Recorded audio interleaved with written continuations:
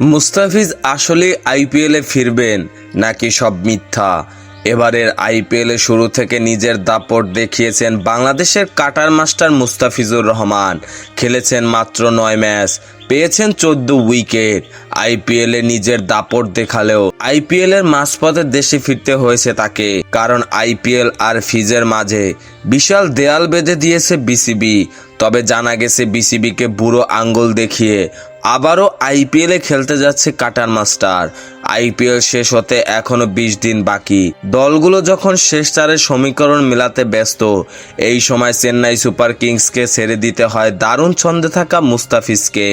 ফিজের service তারা কতটা miss করবে, এরই মধ্যে চেন্নাই সুপার কিংসের কোচ স্টিফেন মন্তব্য পরিষ্কার করেছেন, এ ধরনের টুর্নামেন্ট খেলে নিজের উন্নতির বিষয় তো আছেই, সঙ্গে মাঝপথে দেশে ফিরে আর্থিক ক্ষতির কম হয়নি তার। কিন্তু কাটার মাস্টার বিসিবির মুখের উপর কথা বলতে না পারলেও এবার কিছুটা সাহস দেখিয়েছেন।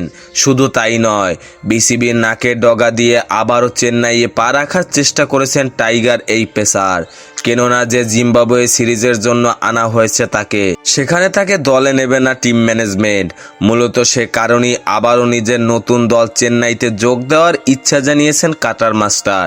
তবে ফিজের এমন সিদ্ধান্তে খুশি নয় বাংলাদেশ ক্রিকেট বোর্ড বিসিবির এক সূত্র থেকে জানা গেছে, ফিজ আবারও আইপিএলে খেলতে যাওয়ার ইচ্ছার কথা জানিয়েছে। তবে বিসিবি এখনই তাকে আইপিএলে পাঠাতে রাজি নয়।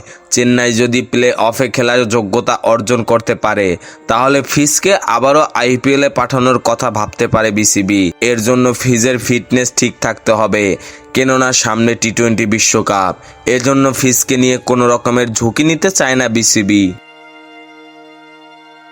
খেলাধুলার সকল আপডেট পেতে আমাদের ইউটিউব চ্যানেলটি সাবস্ক্রাইব এবং ফেসবুক পেজটি ফলো দিয়ে লাইক, কমেন্ট, শেয়ার করে আমাদের সাথে যুক্ত থাকুন। ধন্যবাদ।